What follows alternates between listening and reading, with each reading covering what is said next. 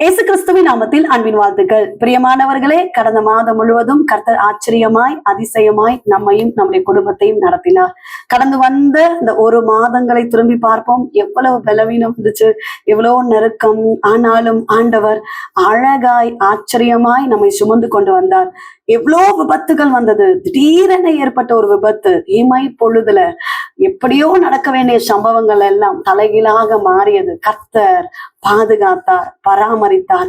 ஒரு நாள் கூட குறைவில்லாமல் நம்மை போஷித்து காப்பாற்றி வழி நடத்தி வந்து கொண்டிருக்கிறார். பிரியமானவர்களே, இந்த புதிய மாதத்துக்குள்ளாக கடந்து வந்திருக்கிறோம்.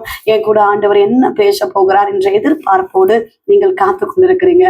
பிரியமானவர்களே, இந்த மாதம் கர்த்தர் நமக்கு தருகிற வாக்குத்தத்த வசனம் யோவான் அதிகாரம் 14:1.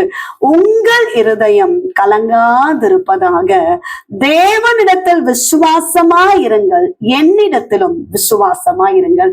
பிரியமானவர்களே, இந்த மாதம் கர்த்தர் உங்களை பார்த்து சொல்லுகிற ஒரு காரியம், உங்கள் இருதயம் கலங்காதிருப்பதாக. ஏன் கலங்கி கொண்டிருக்கிறீங்க? ஏன் கவலையோடு இருக்கிறீங்க? அநேக தேவைகள், கடன் பாரம், பிள்ளைகளை குறித்து கவலை, பிள்ளைகளுக்கு திருமணம் ஆகல, பிள்ளைகளுடைய கர்ப்பத்தின் கனி இன்னும் ஆசீர்வதிக்கப்படல, நல்ல வேலை கிடைக்கல, குடும்ப சூழ்நிலை உங்க இருதயத்தை கவலைப்படுத்தி வேதனையோடு கண்ணீரோடு கர்த்தருடைய வார்த்தை கேட்டுக்கொண்டிருக்கிறீங்க.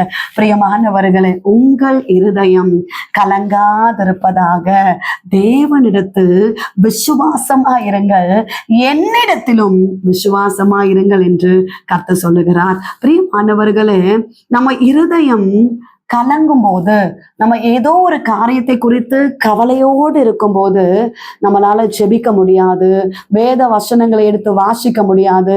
அதே காரியத்தை திங்க் பண்ணி சரீரத்துல பலவீனம் வந்து சோர்ந்து போகிறோம். பிரியமானவர்களே, உங்கள் இருதயம் கலங்க வேண்டாம். கர்த்தரிடத்துல விசுவாசமா இருங்க. கர்த்தர் இந்த மாதத்துல உங்க வாழ்க்கையில் பெரிய காரியங்களை செய்ய போகிறார், அற்புதங்களை செய்ய போகிறார், அதிசயங்களை செய்ய போகிறார். நீங்க எந்த காரியத்தை குறித்து கலங்கி கொண்டிருக்கிறீர்களோ அந்த காரியங்களை கர்த்தருடைய அற்புதமான கரம் இந்த மாதத்துல வெளிப்படப்படுகிறது. பிரியமானவர்களே, ஒரு சகோதரி திருமணமாகி அவங்க கன்சீவ் ஆனாங்க. 6 மாத குழந்தை வயிற்றில் இருந்தது.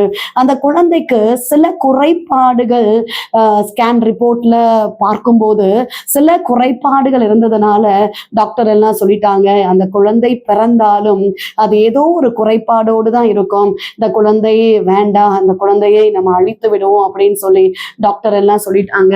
ஆனாலும் இந்த சகோதரியால அதை தாங்கிக் கொள்ள முடியவில்லை. இருதயம் கலங்கி கொண்டிருந்தது.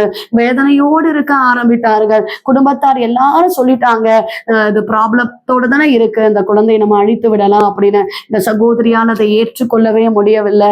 விசுவாசத்தோடு ஜெபிக்க ஆரம்பித்தார்கள். அவங்களது போதகர் எல்லாரும் அந்த சகோதரிக்காக ஜெபிக்க ஆரம்பித்தார்கள். பிரியமானவர்களே, குடும்பத்தார் ஒரு பக்கம் நெருக்க ஆரம்பிக்கிறாங்க, இன்னொரு பக்கம் டாக்டர்ஸ் அவங்க ரிப்போர்ட் எல்லாம் பார்த்து இந்த குழந்தை பிறந்தாலும் பிரயோஜனம் இல்லை என்று சொல்லி ரொம்ப வேதனைப்படுத்த ஆரம்பித்தார்கள், கவலைப்படுத்த ஆரம்பித்தார்கள். கண்ணீரோடு அந்த சகோதரி தேவ சமூகத்துல ஜெபிக்க ஆரம்பித்தார்கள். அந்த சகோதரிக்கு ஒரு விசுவாசம் இருந்தது, எனக்குன்னு கர்த்தர் கொடுத்த குழந்தை, எனக்குன்னு ஏசப்பா கொடுத்த குழந்தை, இந்த குழந்தையை நான் அழிக்க மாட்டேன் என்று சொல்லி ஜெபிக்க ஆரம்பித்தார்கள். பிரியமானவர்களே, நடந்த காரியம், குழந்தை பிறந்தது. எல்லாரும் நினைத்தார்கள் இந்த குழந்தைக்கு ஏதாவது ஒரு குறை இருக்கும், குறைபாடோடு தான் இந்த குழந்தை பிறக்கும் என்று எல்லாரும் நினைத்தார்கள். ஆனால் அந்த சகோதரியுடைய விசுவாசம், கலங்கி கொண்டிருந்த வேதனையோடு இருந்த அந்த சகோதரி தேவ சமூகத்தில் ஜெபித்த அந்த ஜெபம் வீணாய் போகவில்லை. அந்த குழந்தை ஒரு குறைபாடு இல்லாமல் ஆச்சரியமாய் அதிசயமாய் அந்த குழந்தை பிறந்தது. பிரியமானவர்களை, இப்பொழுது நல்லா வளர்ந்து ஒரு 4th ஸ்டாண்டர்ட் 5th ஸ்டாண்டர்ட் படிக்கிற அளவிற்கு அந்த மகன் வளர்ந்திருக்கிறான். இந்த காலை வேளையில ஏசப்போடைய வார்த்தை கேட்டுக்கொண்டிருக்கிறீங்க. இந்த மாதத்தை ஆரம்பித்திருக்கிறோம். ஜெபத்தோடு ஆரம்பிங்கள். எதை செய்தாலும் தேவ சமூகத்தை விண்ணப்பங்களையும் ஸ்தோத்திரங்களையும் ஏறெடுத்து இந்த நாளை, இந்த மாதத்தை நீங்கள் ஆரம்பிக்கும் போது நிச்சயமாய் கர்த்தர் கூட இருப்பார். உங்க வாழ்க்கையில அற்புதத்தை செய்வார். உங்க வாழ்க்கையில அதிசயத்தை செய்வார். தேவனால் கூடாத காரியம் ஒன்றுமே இல்லை. பிரியமானவர்களே, எந்த காரியத்துக்காக நீங்கள் மனபாரத்தோடு கவலையோடு இருக்கிறீங்களோ அந்த கவலையெல்லாம் ஏசப்பா மேல இறக்கி வைங்க. அவர் மேல நம்பிக்கையா இருங்க. உங்க வழியை அவருக்கு ஒப்புவீங்க. உங்க காரியங்கள் எல்லாம் இந்த மாதம் கர்த்தர் வாய்க்க பண்ணுவார். ஜெபிப்போம். எங்களை நேசிக்கிற எங்கள் நல்ல தகப்பனே, இந்த காலை வேலைக்காக நன்றி செலுத்துகிறோம். கர்த்தர் தந்த நல்ல வார்த்தைக்காக நன்றி சுவாமி. இந்த புதிய மாதத்தை நாங்கள் ஆரம்பித்திருக்கிறோம். இந்த மாதம் முழுவதும் தேவ பிள்ளைகளை கர்த்தர் தாங்குவீராக, சுமப்பீராக. உங்கள் இருதயம் கலங்காதிருப்பதாக என்று சொல்லியிருக்கிறீரே, கலங்கி கொண்டு வேதனையோடு கண்ணீரோடு இருக்கிறாங்க சுவாமி. கர்த்தர் அற்புதத்தை செய்கிறபடியினால ஸ்தோத்திரம். விசுவாசமா இருக்க உதவி செய்யுங்க. அவிசுவாசமான எண்ணங்கள் எல்லாம் மாற்றுங்கப்பா.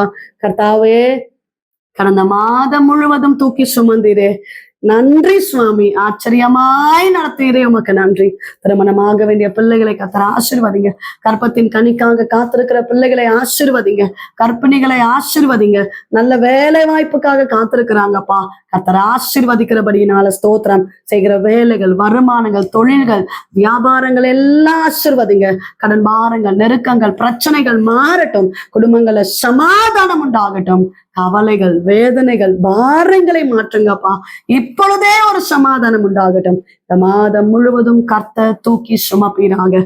இயேசு கிறிஸ்துவின் நாமத்தில் ஜெபிக்கிறோம் எங்கள் ஜீவனுள்ள நல்ல தகப்பனே, ஆமென். பிரியமானவர்களே, கர்த்தர் உங்களோடு கூட இருக்கிறார். உங்கள் இருதயம் கலங்க வேண்டாம்.